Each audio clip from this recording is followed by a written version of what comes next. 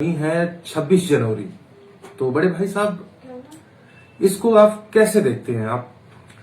Sir, आपका पहला सवाल था कि 26 जनवरी और 15 अगस्त में अंतर क्या है जी और लोगों को इसके बारे में जानकारी नहीं है। जी तो ऐसा नहीं है कि लोगों को जानकारी नहीं है, जी जानकारी सबको है। जी यह है, किसी को कम है, किसी को ज्यादा। हाँ लेकिन जानकारी सभी को है जी कि हमारा जो 15 अगस्त है जी और 26 जनवरी है जी। क्यों मनाया जाता है। क्यों मनाया जाता तो लेकिन इसमें क्या किया जाता है कि कुछ लोग ऐसे ढूंढते हैं जो चालाकी करते हैं है? जी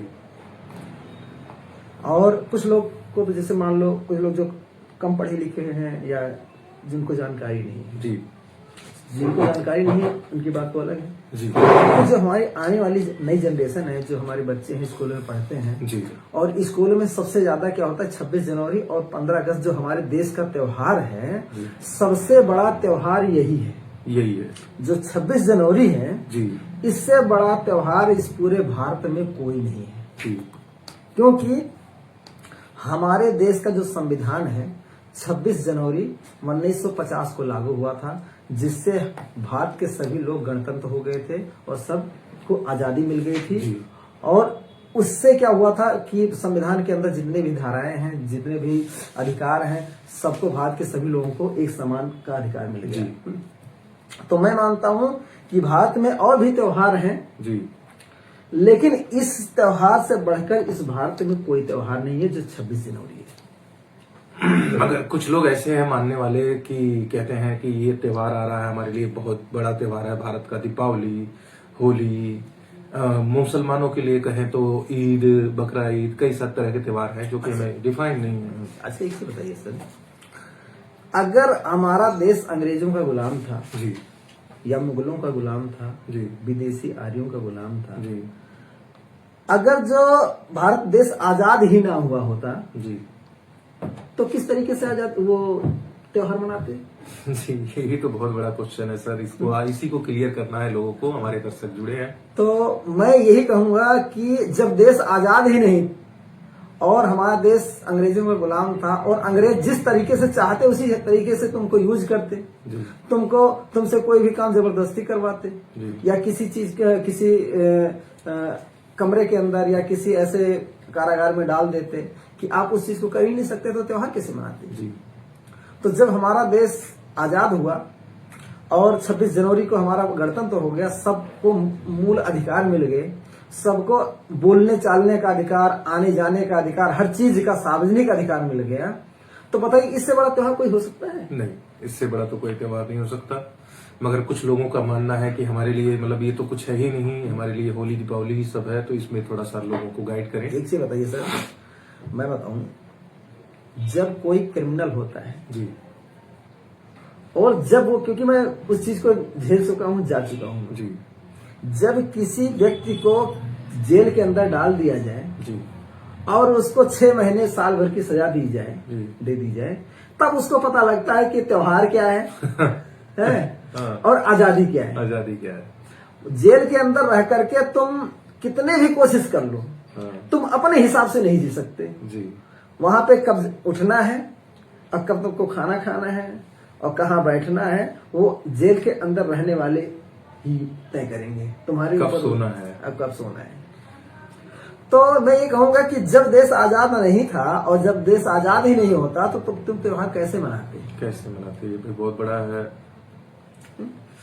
तो लेकिन अब आप, इसका टॉपिक है कि 26 जनवरी और 15 अगस्त में अंतर क्या है, तो मैं इस एक मिनट साथियों, कृपया बातों को बहुत ध्यान से सुनिएगा और जो भी लोग जुड़े हैं आपसे रिक्वेस्ट है, हाथ जोड़कर अगर नए हैं तो चैनल को सब्सक्राइब कीजिएगा और इस वीडियो को लाइक जरूर करें ताकि वीडियो ज्यादातर लोगों को तक पहुंचे, ये जानकारी सभी लोगों तक पहुंचे। और हम चाहते हैं कि हमारे देश का सभी युवा, जो लोग हमें देख रहे हैं, सभी लोग जानकार हों। अगर आपको अच्छी जानकारी लगे तो इसको शेयर जरूर करना। तो आज हमारा जो सब्जेक्ट है कि 15 अगस्त और 26 जनवरी क्यों मनाते हैं या इसमें अंतर क्या है, अगर मनाते हैं हम हैं तो इसमें अंतर क्या है। सबसे पहले तो हम जानेंगे कि क्यों मनाते हैं, फिर उसके बाद हम इसके बारे में अंतर सर से जानेंगे। तो सबसे पहले आप बताइए कि क्यों मनाते हैं। देखिए सर, इसमें क्या है कि जो 15 अगस्त है जी 15 अगस्त 1947 को हमारा देश भारत देश आजाद हुआ था। जी। उसको आजादी के रूप में उस जश्न को मनाया जाता जी। है। और जो 26 जनवरी है, जी। 26 जनवरी को बाबा साहब डॉक्टर भीमराव अंबेडकर द्वारा लिखे गए संविधान को लागू किया गया था 26 जनवरी 1950 जी। को। उस दिन पूरा भारत गणतंत्र हो गया था, मतलब सबको समान अधिकार मिल गया था। जी। तो दोनों में ये अंतर है कि उस दिन हमारा देश आजाद हुआ था और इस दिन हम 15 अगस्त को हमारा देश 15 अगस्त 1947 को हमारा देश आजाद हुआ था जी। और 26 जनवरी 1950 को हमारा देश स्वतंत्र हो गया था। सब लोग आजाद वो हो गए थे, गणतंत्र हो गए थे। जी। तो दोनों में अंतर यही है। लेकिन क्या है कि भारत के अंदर जितने भी स्कूल हैं जी। या जितने भी वो सरकारी ऑफिसर, अफसर हैं, दफ्तर हैं, वहां पे क्या होता है कि वहां पे दूसरे नजरिए से देखते हैं। जी। मैंने भी जब स्कूल में हम पढ़ते थे और 26 जनवरी और 15 अगस्त के दिन हम क्या करते थे, झंडा लेकर के वहां जाते थे। हाँ। बड़े ही गर्व के साथ और बड़े ही उसके हौसले के साथ हम वहां स्कूल में पहुंचते थे। तो क्या होता था कि वहां के टीचर लोग और प्रिंसिपल लोग और केवल एक चीज की तैयारी होती थी, वहां पे गांधी जी का, चंद्रशेखर आजाद का, भगत सिंह का, मंगल पांडे का, मतलब रानी लक्ष्मीबाई का, इन सब का फिगर होता था। लेकिन बाबा साहब का नहीं होता। बाबा साहब की नहीं होती थी। बहुत स्कूल तो आज भी है जो जहाँ पे बाबा साहब का तस्वीरें नहीं रखी जाती हैं। तो 15 अगस्त और 26 जनवरी में अंतर यह है कि जब 15 अगस्त आता है जी। तब भी स्कूलों में हमारे बच्चों, आने वाली जो नई जनरेशन है, हमारे बच्चों को यही चीज सिखाया जाता है कि आज हमारा देश आजाद हुआ जी। और इस आजादी में भाग लेने वाले गांधी जी ने और चंद्रशेखर आजाद जी ने और इन्होंने सुभाष चंद्र बोस जी ने, इन सब ने मिल करके हमारे देश को आजाद कराया। और वही सेम चीजें कि वही मिसाइलें, वही लड़ाकू विमान, वही हमारे शहीद होने वाले जवानों के बारे में, इन सब चीजों के बारे में बताया जाता 15 अगस्त के दिन। जी। लेकिन वही सेम चीजें 26 जनवरी के दिन भी दिखाया जाता है। हाँ, वही सेम चीजें। और हालांकि दोनों में अंतर है। दोनों साथियों, बहुत ध्यान से बातें सुनना सर की, और बहुत अच्छे से डिफाइन कर रहे हैं सर। इस वीडियो को लाइक जरूर कीजिए और चैनल पर नए हैं तो हाथ जोड़कर रिक्वेस्ट है आप फॉलो जरूर करें और सब्सक्राइब जरूर कर लें चैनल को। तो सर अपनी बात कंटिन्यू रखें, गणतंत्र दिवस और 26 जनवरी में अंतर। तो 15 अगस्त के दिन जब हम 15 अगस्त मनाते हैं जी, तो उस दिन हमारे शहीद होने वाले जवानों के बारे में, हमारे लड़ाकू विमान के बारे में, हमारे मिसाइलों के बारे में, हमारे मतलब जितने भी लोग उस टाइम भागीदार उसमें निभाए थे, उन लोगों को दिखाना और हमारे हथियारों के बारे में उसको शो करना, इन सब चीजों के बारे में बताना बहुत अच्छी बात है और दिखाना भी चाहिए। क्योंकि हमारा देश 15 अगस्त 1947 को आजाद हुआ था। जी। तो वो चीज दिखाना बहुत अच्छी बात है। लेकिन वही सेम चीजें जब 26 जनवरी के दिन दिखाया जाता है, वही मेन चीजें, वही हथियार, वही लड़ाकू विमान, हाँ। वही शहीद होने वाले हमारे जवानों के बारे में वही दिखाया जाता है। और वही चीज कि महात्मा गांधी का नारा लगता है, सुभाष चंद्र बोस का नारा लगता है, इसके बाद मंगल पांडे का नारा लगता है, इसके बाद महारानी लक्ष्मीबाई का नारा लगता है। लेकिन वहां पे हमारे बाबा साहब का फोटो तक भी नहीं रखा जाता और उनका नाम तक नहीं लिया जाता 26 जनवरी के दिन भी। जबकि इन दोनों में अंतर है जी। क्योंकि 15 अगस्त के दिन हमारा देश आजाद हुआ था और 26 जनवरी को हमारे देश का संविधान लागू हुआ था। तो जब 26 जनवरी को हम 26 जनवरी मना रहे हैं तो उस दिन शहीद होने वाले जवानों के बारे में या मिसाइलों के बारे में या हथियारों के बारे में, इन सब चीजों के ही बारे में बताना और दिखाना क्या जरूरी है। जी। उस दिन जब बाबा साहब का तुम नाम नहीं लेते हो, संविधान के बारे में नाम नहीं लेते हो, तो हमारे जो आने वाली जनरेशन है, हमारे स्कूल में पढ़ने वाले बच्चे जो हैं, उनको कैसे पता लगेगा कि 26 जनवरी और 15 अगस्त में अंतर क्या है, आज क्या है और उस दिन क्या था। उनको बच्चों को तो यही लगता है कि हमारा देश उस दिन भी आजाद हुआ था और आज भी यही लगता है, क्योंकि ज्यादातर स्कूलों में यही पढ़ाया जाता है। क्योंकि हम लोग भी पढ़े हैं, अगर आप लोग भी कमेंट कर सकते बता सकते हैं साथियों कि आप लोगों को क्या पता है कि 26 जनवरी क्यों मनाया जाता है, 15 अगस्त क्यों मनाया जाता है। अगर आपने अपनी स्कूलिंग शिक्षा में कुछ नॉलेज लिया हो, अगर आपको पता हो तो आप कमेंट कर सकते हैं अपनी बातों को। और हम इसी के बारे में हम आगे सर से और जानते हैं। तो लेकिन सर क्या है कि हमारे भारत देश में आपने देखा होगा जितने भी स्कूल हैं मोस्टली सवर्ण समाज के, जी, जितने भी टीचर हैं वो सवर्ण समाज के हैं। बहुत ना के हिसाब से हमारे लोग हैं। और जो हमारे समाज के लोग स्कूलों में टीचर भी हैं उनको भी क्या है कि वो दबा के रखा जाता है। तो इसीलिए क्या करते हैं सवर्ण समाज के लोग क्या करते हैं, बाबा साहब का फोटो रखना, उनके बारे में बात करना उनको एक मतलब अच्छा नहीं लगता है। जी, क्योंकि कि जो लोग वो सोचते हैं कि अगर संविधान के बारे में हम बताएंगे, जबकि उसमें चाहिए कि 26 जनवरी के दिन हमारा देश आजाद गणतंत्र हुआ, उस दिन हम भारत के सभी नागरिकों को समान अधिकार मिला, तो उस दिन केवल संविधान के ही बारे में बात होनी चाहिए। मगर ऐसा होता नहीं है, कहीं पर भी ऐसा होता नहीं है। उसमें उस दिन होना चाहिए कि संविधान किसने बनाया, जी, संविधान जिन्होंने बनाया उनके पास कितनी डिग्रियां थी, उनके माता पिता का क्या नाम था, पूरी उनकी हिस्ट्री एक तरह से पढ़ाई और संविधान में कितनी धाराएं हैं, उस संविधान के अंदर जो धाराएं हैं उसमें कितने मूल अधिकार हैं, इसके बाद उस अधिकारों से हमें सर्व समाज को और कौन कौन सी फायदा है। और अगर कोई किसी प्रकार का कोई जैसे वो करता है मतलब किसी प्रकार को किसी व्यक्ति को कोई हानि पहुंचाता है या किसी को कुछ करता है तो उससे उनको क्या दंड मिलता है, मतलब उन संविधान के अंदर जितने भी धाराएं हैं उसके धाराओं के बारे में बताना चाहिए। मगर ऐसा तो होता नहीं सर, आज तक बस वही अगर स्कूलों में चला जाए, गांव विलेज टाइप के एरियाज के स्कूल में जाओ तो बस झंडा गाड़ते हैं, बच्चे से कुछ गाना वगैरह गवाते हैं, फिर उसके बाद चैप्टर क्लोज कर देते हैं, कुछ मिठाई उठाई देकर बांट कर भगा देते हैं। महारानी लक्ष्मीबाई का नाम लेते हैं, हाँ। जबकि उसमें अहम भूमिका झलकारी बाई की थी। महारानी लक्ष्मीबाई की अहम भूमिका नहीं थी, लेकिन वो यह है झलकारी बाई को क्यों नहीं पढ़ाया जाता, महारानी लक्ष्मीबाई के बारे में तो बताया जाता है, मगर झलकारी बाई का जो कहीं उल्लेख नहीं आता।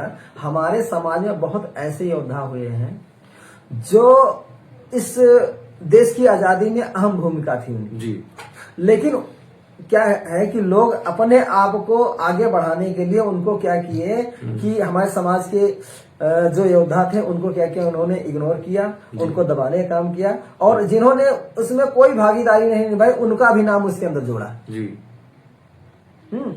तो केवल हमारे समाज ये जोड़ने वाले तो वही थे ना। एक्चुअली क्या देखिए सर, कोई भी किताब जब लिखी जाती है तो जो लिखने वाला होता है वो अपने बारे में, अपने समाज के बारे में, अपने इतिहास के बारे में, अपने बारे में ही जो उसकी अच्छाई है केवल अपनी अच्छाई ही लिखता है उसके अंदर, केवल अच्छा लिखता है। वो कभी भी ये नहीं लिख सकता कि नहीं ये व्यक्ति ऐसा है, हमारा इसमें कोई योगदान नहीं, हमारे महापुरुषों का, हमारे परिवार का कोई योगदान नहीं है, या हमारे समाज के लोगों का कोई योगदान नहीं है, वो कभी नहीं लिखेगा। वो तो जो नहीं होगा उसका भी नाम लिख देगा उसके अंदर, क्योंकि कलम उसके हाथ में। तो हमारे समाज के लोगों को पढ़ने का अधिकार कब मिला? जब बाबा साहब को साहू जी महाराज ने स्कूल में बाहर भेजा पढ़ने के लिए, और उन्होंने क्या किया, जब वो सारी यातनाएं झेली बाबा साहब ने जी, और सब कुछ इतनी यातनाएं झेली कि समझ लो कि उसको हम बर्दाश्त नहीं कर सकते जी। बताइए, आज हम यहाँ दिल्ली जैसे शहर में हैं, अगर हम किसी भी गली में, किसी भी क्षेत्र में कहीं भी निकल जाए कि हमें एक कमरा लेना है, तो जिससे भी हम पूछेंगे तो ये नहीं पूछेगा कि तुम कौन सी बिरादरी की हो, ये नहीं पूछता। लेकिन बाबा साहब जब बड़ौदा में नौकरी करने के लिए गए और उन्होंने जब कमरा ढूंढने लगे तो उन्हें अपनी जाति की वजह से उनको कमरा तक नहीं मिला। सर ये जाति वाली बात आ गई ना, तो मैं आपको बता देना चाहूंगा कि दिल्ली में अभी भी कई जगह आप कमरा खोजने जाओगे तो वहां पे जाति और आपका सरनेम जरूर पूछते हैं कि आप हो क्या। जाति डायरेक्ट तो नहीं पूछते, मगर सरनेम पूछते हैं ताकि वो डिफाइन कर सके कि आप किस जाति के हो, वो डिसाइड कर सके कि आपको कमरा देना है या नहीं देना है। ऐसा हमारे साथ भी कई बार हुआ है, क्योंकि मैं हकीकत बता रहा हूँ। फिर मेरा तो झगड़ा भी हो गया था, मैंने पुलिस केस भी कर दिया था इस बात को लेके। अच्छा। तो बहुत ये त्रिनगर, ये आपका पड़ता है कन्हैया नगर, त्रिनगर के साथ तरफ में, उधर आरएसएस के ज्यादा लोग हैं, उधर नाम पूछ के कैमरा देते हैं, नाम के ऊपर पूरा नाम क्या है, टाइटल हाँ, टाइटल के हिसाब तो से। डिफाइन करते हैं उसके हिसाब से, तब जाके आपको दिखाते हैं, नहीं तो नहीं दिखाते हैं सीधा। तो लेकिन फिर भी अब तो ना के हिसाब से, हाँ, ना के हिसाब से, मगर है, अभी भी है, जातिवाद खत्म लेकिन नहीं। अब ये आपने जो जानकारी दी ये बहुत महत्वपूर्ण जानकारी है। बताइए, जब आज हमारे भारत का संविधान लागू हुए और देश आजाद हुए करीब 76 साल हो गए, जी, और जब आज भी जाति के नाम पूछ करके कमरा अगर दिया जाता है, जी, तो बताइए जो लोग कहते हैं कि आरक्षण, अब तो आरक्षण खत्म हो जाना चाहिए, जी। अब तो सब बराबर हो गए जी। हैं, तो जो ये कहता है कि सब बराबर हो गए हैं, तो अपनी लड़की की शादी हमारे समाज के लोगों से करता क्यों नहीं है? नहीं करता ना भैया, बराबर हुआ नहीं, बस वो कहने के लिए बराबर हुआ है, बाकी वो ऐसे नहीं, तो मैं तो कहता हूँ कि अगर जो व्यक्ति हम्म, ये बोले कि अब तो समाज मतलब सब एक समान हो गए हैं, अब जातिवाद खत्म हो जाना चाहिए, वो आरक्षण खत्म हो जाना चाहिए, अब आरक्षण नहीं रहना चाहिए क्योंकि सबको सब एक समान हो गए हैं, तो तुरंत उसी से कहो एक काम करो, आपके पास कोई लड़की है? हम्म, जब बोले हाँ है, कदम मैं अपनी लड़की की शादी तुम्हारी लड़की से करना चाहता हूँ, करोगे? अगर वो कहे तुरंत हाँ भरे कि हाँ मैं करने के लिए तैयार हूं, तो कह दो मैं आरक्षण छोड़ने के लिए तैयार हूं, हाँ, और क्या। तुरंत बोलो मैं तो छोड़ने के लिए तैयार हूं। तो अच्छा, आरक्षण जब आरक्षण की बात आ गई तो आरक्षण वो देते कहाँ है, आप बताओ। जब हम 85% हम लोग हैं, अगर कोई 100 वैकेंसीज निकलती है किसी गवर्नमेंट पोस्ट की, तो उसमें तो कम से कम 60-65 वैकेंसी तो जनरल की हुई होती है, जो कि जनरल की संख्या 3-4% है, मान लो 15% मान लेते हैं, तो उस 15% को 46 सीटें मिलती हैं, जो कि 85% लोग हैं। ओबीसी को कुछ सीटें मिल जाती है 15-20, और 15-20 सीटें मिल जाती है हमारे SC/ST को, जो कि SC/ST की जनसंख्या ज्यादा है, उनको ज्यादा सीटें मिलनी चाहिए। तो ऐसा क्यों नहीं होता? सर आरक्षण तो अब है ही नहीं, आरक्षण तो है ही, ये तो बात, इस आरक्षण बात से है मैं नहीं। सहमत हूँ। आरक्षण नहीं है, क्योंकि अगर आरक्षण होती तो हमें समान नौकरियों में, समान जगहों पर हमें समान अधिकार होता उसी हिसाब से। जी, आप जज की वैकेंसी देख लीजिए, जी, IAS PCS की जॉब देख लीजिए, जी, कहीं भी आप उस आंकड़े के हिसाब से निकालेंगे, कोई भी बराबरी नहीं है। कोई भी बराबरी नहीं। हर जगह वो सबसे ज्यादा वही बैठे हैं। हम्म, तो आरक्षण तो नहीं है, जी। और आरक्षण केवल बस IAS PCS की और इन्हीं चीजों में रह गई है, बाकी तो सारी खत्म हो गई। बाकी तो सारी खत्म मोदी ने हो सारा गई। खत्म कर दिया। हाँ। और उनका मुद्दा ही यही है कि अगर सरकारी स्कूल महंगे रही तो ये दलित समाज के बच्चे पढ़ेंगे नहीं, हाँ। और अगर ये पढ़ेंगे नहीं तो हम तो एक तो उधर से भी काट रहे हैं तुम्हारा, जी, मतलब वो पैर नीचे से भी काट रहे हैं और ऊपर से भी काट ऊपर से भी काट रहे हैं। अब थोड़ा सा हम लास्ट में आपसे एक बार फिर से, क्योंकि ज्यादा दर्शक हमें देख रहे हैं, साथियों आप जो भी लोग जुड़े हैं, तो मैं आपसे रिक्वेस्ट करना चाहूंगा कि प्लीज आप लोग चैनल पर नए हैं तो सब्सक्राइब जरूर करें और वीडियो को लाइक करें ताकि और लोगों तक ये वीडियो जाए। और आज हम चर्चा कर रहे थे बेसिकली कि 26 जनवरी और 15 अगस्त में क्या अंतर है, एक बार फिर से आप बता दें कि। तो सर 26 जनवरी आने वाला है, आज 21 तारीख है, 5 दिन बाद 26 जनवरी है। जी, तो मैं ये कहना चाहूंगा कि पूरे दर्शकों से ये कहना चाहूंगा कि अपने बच्चों को तो ये पहले बताएं कि 26 जनवरी और 15 अगस्त में क्या अंतर है। और 15 अगस्त के दिन हमारे देश आजाद हुआ था, और 26 जनवरी 1950 को हमारे देश का संविधान लागू हुआ था। इस दिन हम गणतंत्र हो गए थे, इस दिन हमें सब हक अधिकार मिल गए थे। तो और जहां भी आप कोई भी जैसे स्कूल में हो या किसी सरकारी दफ्तर में हो, तो वहां पे केवल बाबा साहब और संविधान और धाराओं के बारे में और संविधान के ही बारे में केवल बात होनी चाहिए। वहां पर और किसी भी चीज के बारे में जानकारी नहीं होनी चाहिए। वहां पे अपने बच्चों को बताओ, अपने समाज के लोगों को बताइए कि जो भारत का संविधान लागू हुआ वो बाबा साहब द्वारा लिखे गए 2 साल 11 महीने 17 दिन 18 दिन के अंदर बाबा साहब ने संविधान को लिखा। और इसके बाद में उनके पास 32 डिग्रियां थी, उनके पास 9 भाषाओं का ज्ञान था, और इसके बाद में उनके माता पिता का नाम ऐसे पूरी बायोग्राफी, पूरी डॉक्टर अम्बेडकर की बायोग्राफी बाबा साहब 26 तारीख। मतलब कहने का हमारा मतलब ये है कि 26 जनवरी के दिन केवल बाबा साहब और संविधान के बारे में ही डिस्कस होना चाहिए, बाकी और कुछ नहीं होना चाहिए। और कुछ नहीं होना चाहिए, क्योंकि बस 26 जनवरी को ही भारत का संविधान पूर्णतः लागू हुआ था। क्योंकि अगर बाबा साहब ना होते तो भारत का संविधान ना लिखा जाता।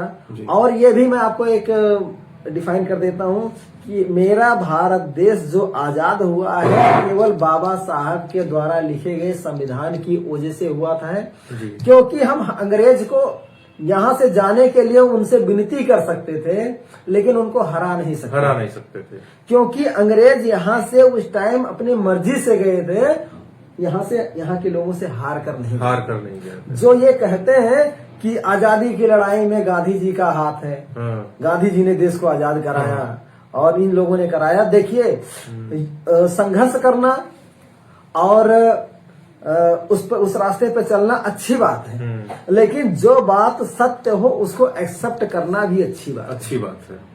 क्योंकि भारत देश आजाद होने का अहम भूमिका जो है, अहम जो कारण है और अहम रीजन है, केवल यही है कि बाबा साहब डॉक्टर भीमराव अंबेडकर जी ने भारत देश का संविधान लिख करके इस भारत देश को आजाद कराया है। बाकी और किसी की भूमिका इसमें नहीं है।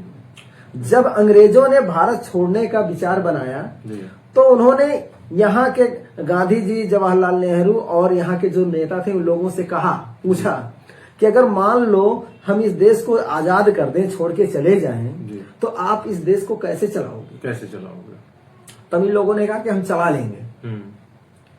तो उन्होंने कहा बताइए कुछ रीजन तो दिए, मतलब कुछ तो प्रमाण दीजिए, हम कैसे चलाएंगे?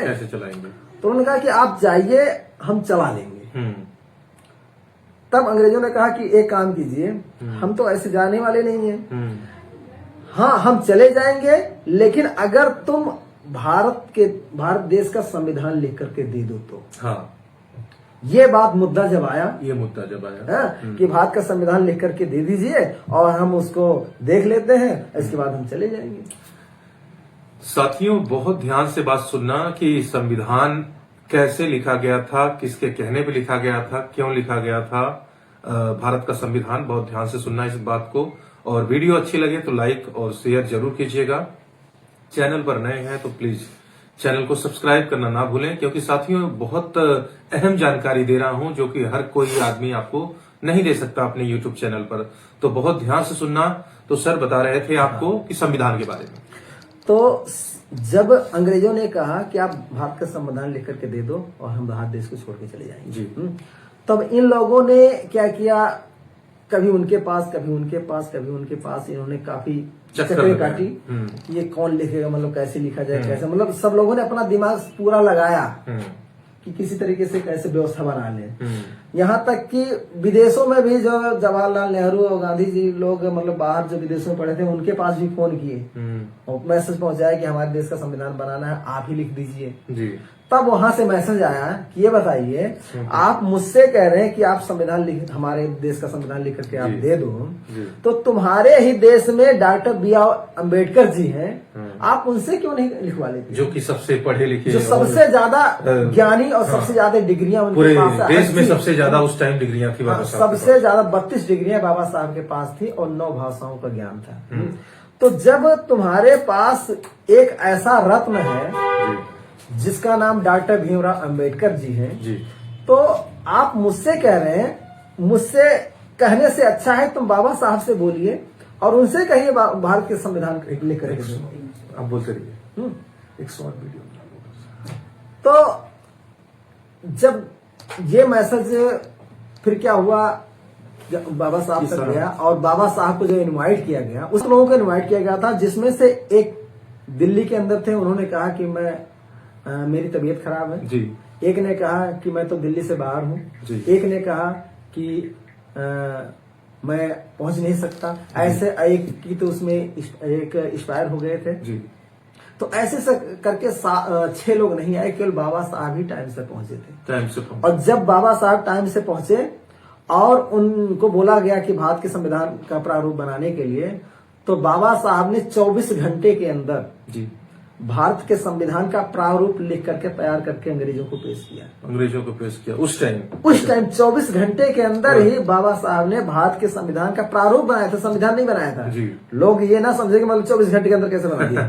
प्रारूप। मतलब प्रारूप, जैसे एक प्रारूप एक समिति हो। हाँ, प्रारूप बना करके, हाँ। प्रारूप समिति अलग चीज है। हाँ। प्रारूप बनाया कि मतलब एक सारांश जैसे होता है ना, कोई हाँ, पाठ होता है उसका एक सारांश होता है। हाँ। उसमें सारा निचोड़ होता है। ये सारी चीजें रहेंगी, ये धाराएं तो रहेंगी। 24 घंटे के अंदर उन्होंने भारत के संविधान का प्रारूप बना करके जब तैयार किया जी। और जब अंग्रेजों को पेश किया, अंग्रेजों ने देखा और पढ़ा, तब बाबा साहब की पीठ पे हाथ थपथपाते हुए कहा कि मान गए जी। कोई है जो इस देश को चला सकता है। जी।